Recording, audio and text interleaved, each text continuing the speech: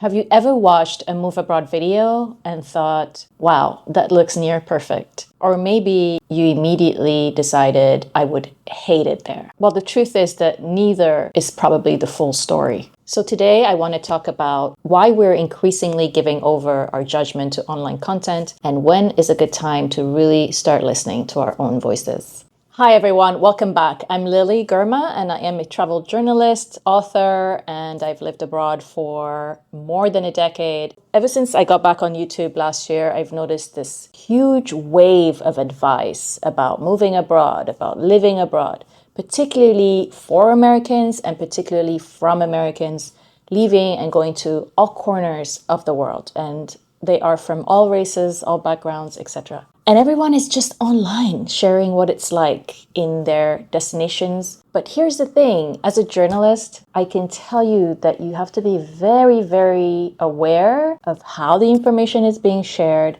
who is sharing it, and how much of it you should really take to heart. Last year, I thought I would talk about my experience living in Belize, living in the Dominican Republic.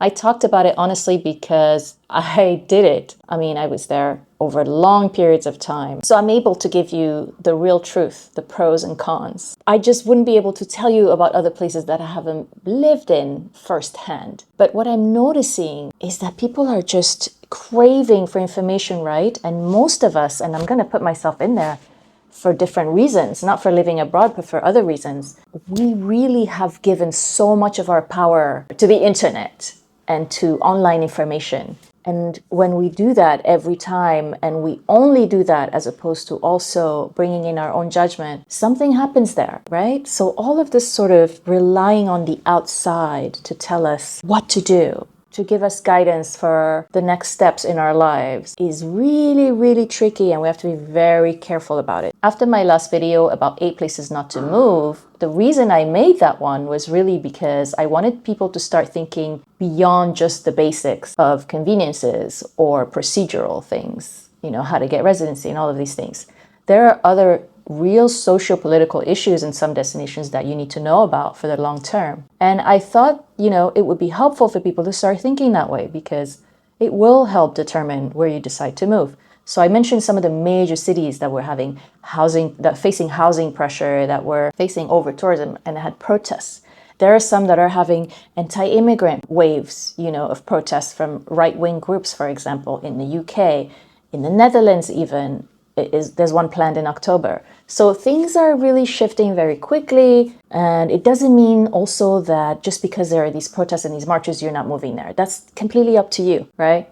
And that's the point, is that we're sucked into this online content and we start taking it to heart. Our subconscious kind of just absorbs this stuff, absorbs what people are saying and takes it for fact. Sure, some of us are also going to the places and seeing for ourselves, but there's still that voice in the back of your head that's watched 10 videos about a place and decided that that's fact. But here's the thing, whoever it is that is living in that place, there's so many factors that play into the opinion they formed about the place. It depends on their background, obviously, and their race, but more than that, who they are as a person. How did they grow up? Why do they have these ideas and values? Everyone has their own values. All of that is not necessarily reflected in the content that you're watching, right? Some people have more income than others, or have more sources of income that perhaps they're not even disclosing. And then in terms of deciding whether a place is for you or not, it's exactly like travel. Look up places online. You can see how many different opinions there are.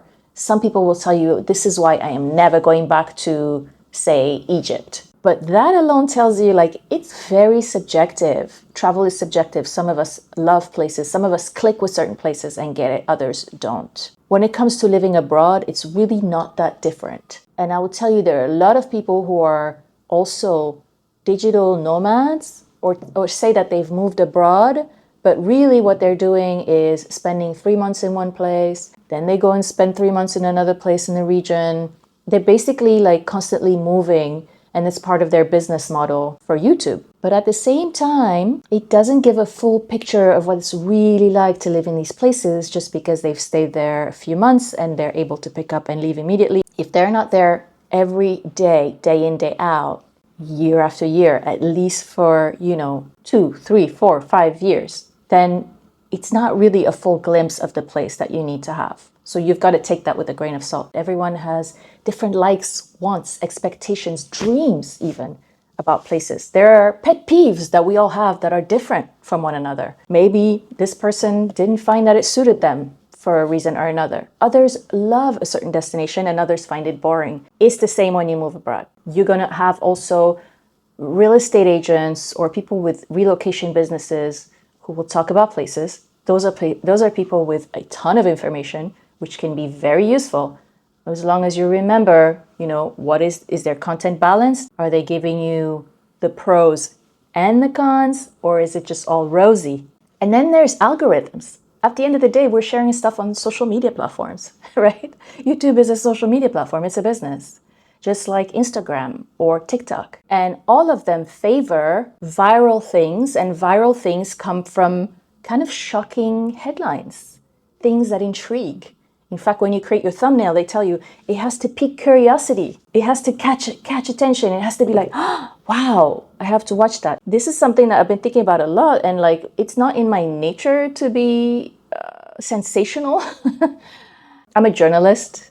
I have been a journalist for 15 plus years, and I focus on ethical travel. And so I'm 100% about being honest about living abroad, which I believe is why my Belize video did so well, is because I really was speaking my truth. Same for the DR. I've been speaking the truth about it. Most of my videos, but for the living abroad ones in particular, I was able to do that because I live there. Now, it didn't work for me because of who I am, because of my background, maybe because of my likes and wants and needs at the time of my life, which are different from someone else's. So going back to the social media stuff, let's just remember that these are online platforms. These are built to capture and suck your attention and keep you watching. And, that's okay. It's entertaining. Nothing is either black or white. It's always usually in the middle. And it's important to hear all of it. So, for example, when I had my guest who came in and talked about living in Rwanda, I'm glad that she spoke about both the good and the bad, because that's what helps people, and